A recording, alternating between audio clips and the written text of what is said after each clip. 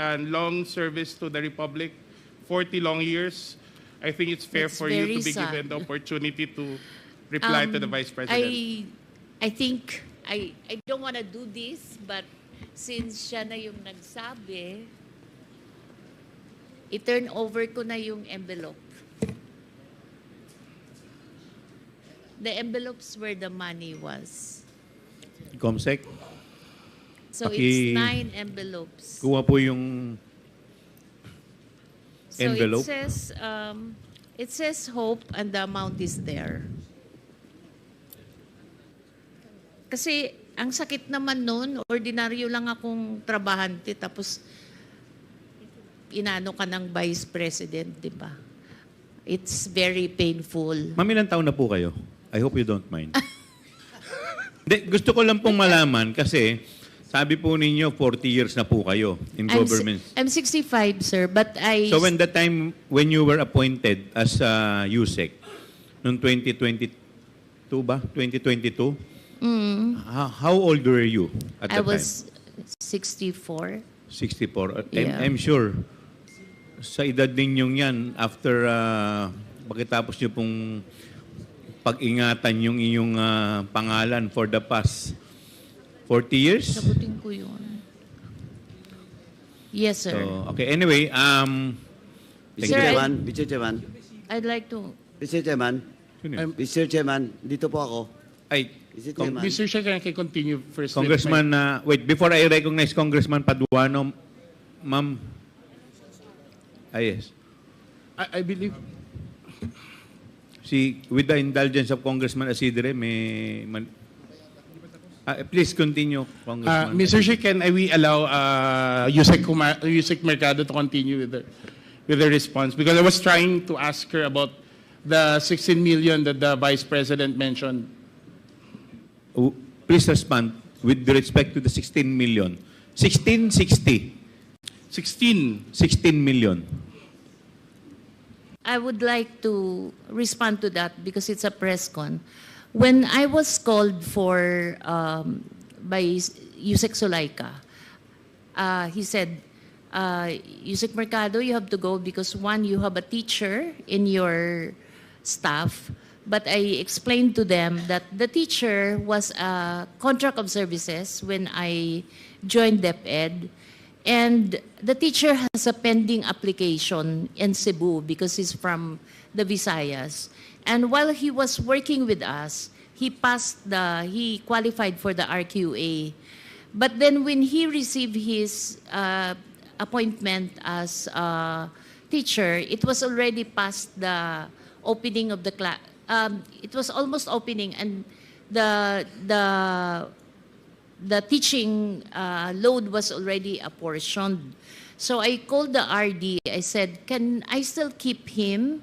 Because he was working on the special hardship allowance, which was a program that BP Sara also wanted to improve because there's a new hardship allowance, and we were just able to reduce the hardship threshold from 0.37 to 0.33.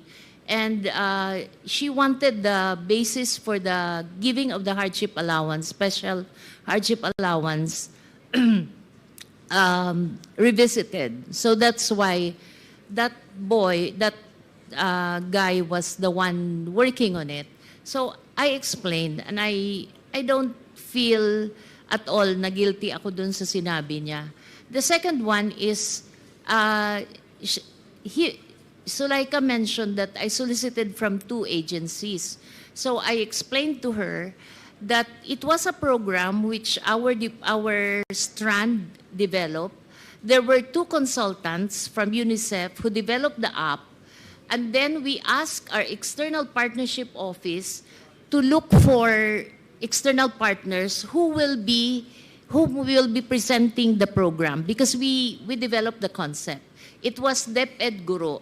It's her being able to contact the 980,000 teachers. Parang kahit nasan siya, pwede niyang makausap yung mga teachers. The second one was for us to to do an electronic mode of the RQA.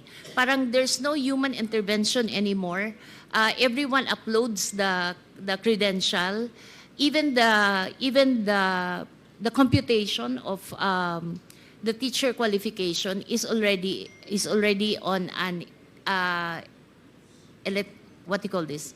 Wala na siyang human intervention. So that was the program. It wasn't us who choose who would be the partners who will be invited. It was the external partnership. So we made a presentation to almost all the corporations. And then some of the corporations appreciated that it's a very important program. So some of them committed to buy, kasi what we did is we divided the total fund of 16 million into chewable chunks.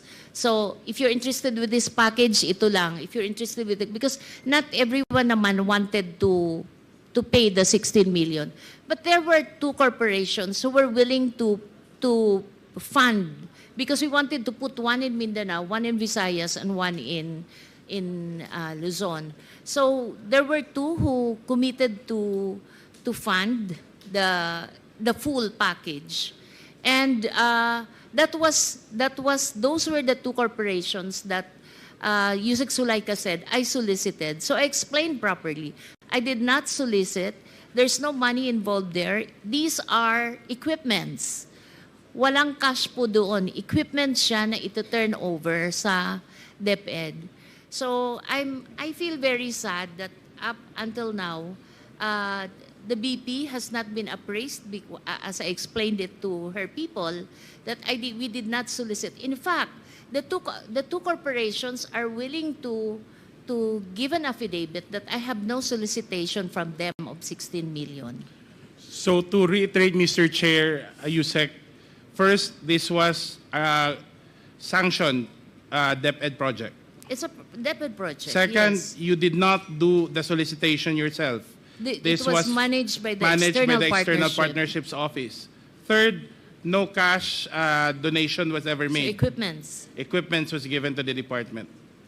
So none of this, of what allegations that the Vice President's making against you is true.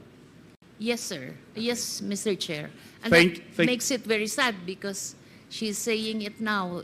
Ibig sabihin, her people did not explain to her. At least I know she's watching, then she probably